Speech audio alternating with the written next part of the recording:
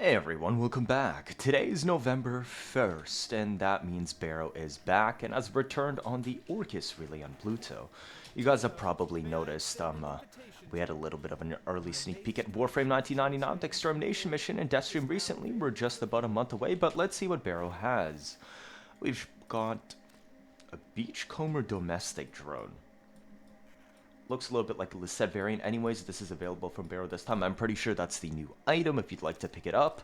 Otherwise, we're looking at the usual. We have our Nexus fur pattern for our Kubros with the new tech.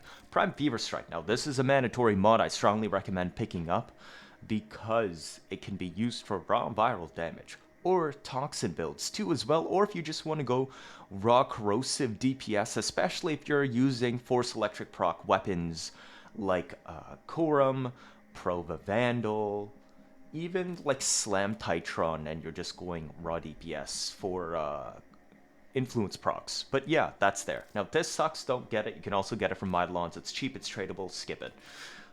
This mod, the reload speed one, can be pretty useful, especially with Trumna Prime coming within a soon TM.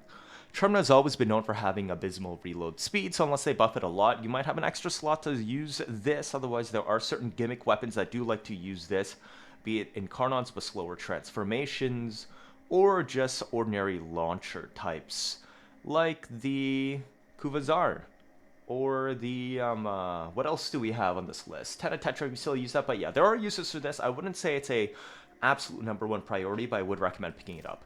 This is definitely worth it because it literally cuts your shotgun reload speed in half. Obviously, it stacks with Merciless, so it has diminishing returns, but it's rare to find plus 100% reload speed on a primed mod, so I'd strongly recommend picking this up. Very, very comfy and makes Tenna Arca Plasmor feel a lot better among other options too, such as like Comb. Sarka Beacon, if you've been trying to pick up Hate so that you can have Hate Incarna on one of the best melees that we have today, and with the new Hate Augment from Nightwave, which I still don't have myself, but it's right here, Burning Hate. This is multiplicative with Banes and status damage mod, Elementalist, by the way, not additive to Elementalist. So it's a really, really strong mod, though generally more likely you just use it alone.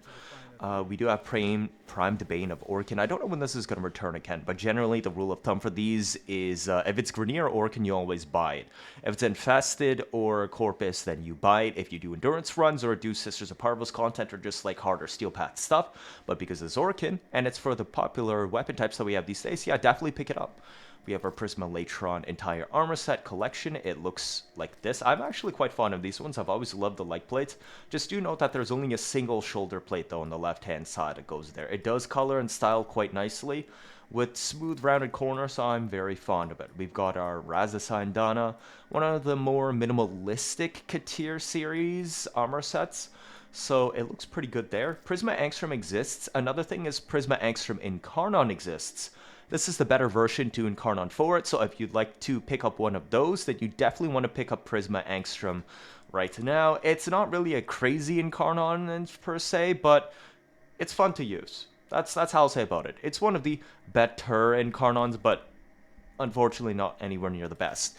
We had Twin Viper Wraiths that showed up somewhat recently, and I'm going to say the same thing here for the normal Viper Wraiths, single ones again. It sucks. It's not worth it. The status is bad. The crit is barely usable, but it's an impact-based weapon, so like, what are you going to do with this? You don't get extra crit for puncture, and it can't really slash. Ammo economy sucks. So yeah, that's a TLDR. Volt Prime returns once again with his Relic. If you've been able to stock up on these, maybe you can go farm a couple sets for a pretty penny. Just do note that's not a full set. It only has certain of his parts, so you're going to have to wait for the other Axie ones. We have our Atmos Oculus, if you want to be Mr. Freeze, that's available for you. Opticore Vandal, a far out power creeped weapon these days. Still a fun one to use, otherwise the only other way to get it is from Fortuna, the Thermia Fractures, which takes quite a bit of time to farm it. I don't think anybody's really doing them these days, so it's going to be a slow, long solo grind. Otherwise, despite it seeming to have good crit and status, just know that like the damage is kind of and it can feel a little bit clunky to use, but it's an alright weapon. There were certain things you can do with ragdoll hitboxes on it for better extra hits, but yeah, it's kind of collector's item. Sidonia skin for Mantis is available once again, and we have a Teer ephemera with a little bit of diamonds. Of course, it picks off to the side, so you can't see it clearly. There you go. It looks like that.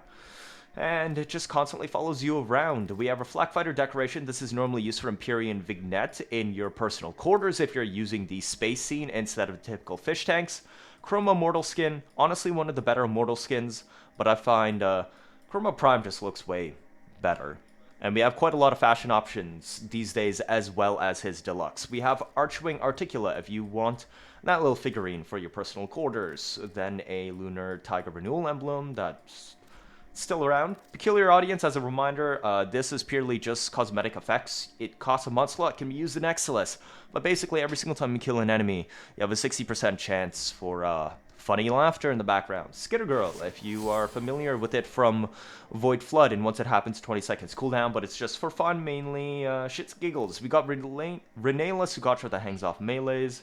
We're going to wait a little bit for this to turn around so you can see what it looks like. There, hangs off like that. One of the better looking Sugatras, but that's all it does. And it kind of looks as skin.